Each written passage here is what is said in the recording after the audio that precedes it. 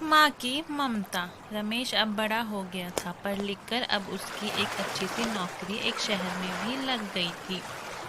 कुछ दिनों के बाद उसके माँ बाप ने उसकी शादी एक सुंदर और सुशील लड़की से करा दी, जो कि वह भी नौकरी करती थी। अब रमेश और उसकी पत्नी दोनों जॉब करते हुए एक साथ ही शहर में बस गए थे। कुछ दिनों के पश्चात रमेश के पिताजी भी अब इस दुनिया को छोड़ के चले गए थे, जिसके बाद उसकी माँ एकदम सी अकेली सी हो गई थी। जिसके बाद कुछ दिनों के बाद रमेश अपनी माँ को शहर ले आया था। जिसके बाद शहर में आकर रमेश की माँ खुद को एकदम अकेले पाती थी। इस तरह उन्हें भी अच्छा नहीं लगता था, लेकिन एक माँ अपने बेटे की हमेशा खुशी ही चाहती है। सो धीरे धीरे वह शहर में रहना भी सीख गई थी। लेकिन रमेश और उसकी पत्नी हमेशा अपनी माँ को समझाते रहते कि ऐसा मत करो, ये मत करो, मतलब कि वे अपने आगे माँ को गांव की एक गंवार ही समझते थे। लेकिन माँ का दिल तो हमेशा से अपने बच्चों के लिए बड़ा ही होता है। सो वे सभी बातें चुपचाप सुनकर हाँ में हाँ मिलाकर रह जाती थी। एक दिन की बात है, सुबह रमेश की पत्नी को ऑफिस जल्दी जाना था। सो वह सब कुछ जल्दी से तैयार करके रमेश का खाना पैक करके ऑफिस चली गई।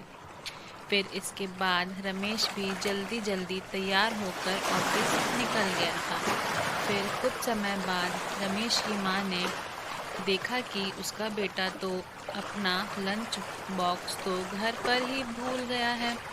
तो माँ ने बिना देर करते हुए फटाफट ऑफिस पहुँच गई और पास में एक कुर्सी पर बैठ गई, क्योंकि कंपनी में बाहर के व्यक्तियों को अंदर जाने के लिए मना था।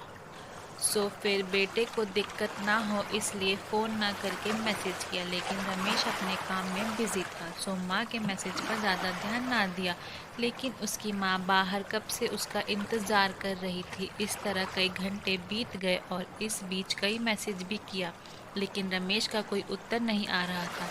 इस तरह रमेश की माँ को चिंता होने लगी थी। लेकिन रमेश अपनी माँ के कई मैसेज आने के बाद वह अंदर ही अंदर खूब गुस्सा हो गया था। आज तो उसने तय कर लिया था कि घर जाकर माँ को खूब अच्छी तरह से समझा देगा कि यह उसका गांव नहीं जो कि अपनी मनमानी करती रहेगी। इस तरह शाम हो गई। अब रमेश घर जाने के लिए कंपनी के बाहर निकला तो देखा तो उसकी माँ तो यहीं खड़ी थी, जिसे देखकर उसका गुस्सा अब सातवें आसमान पर था।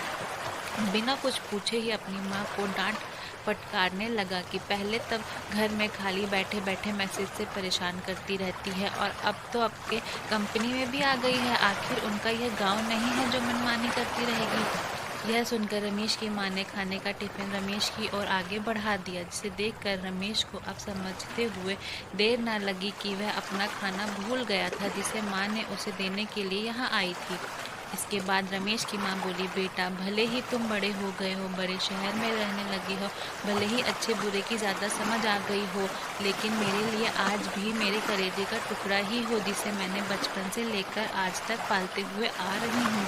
रमेश को अब आंखें खुल चुकी थी कि आखिर उसकी माँ उसकी परवाह करते हुए खाना लेकर आई थी, जिसे वह बिना सोचे समझे अपनी माँ को ही डांटे जा रहा था। अब वह अपने किए हुए पर बहुत पछतावा कर रहा था, जिसे देखकर माँ ने उसे एक बार फिर से अपने गले लगा लिया और इस तरह रमेश अब आगे से खुद को माँ के लिए बदल लिया था।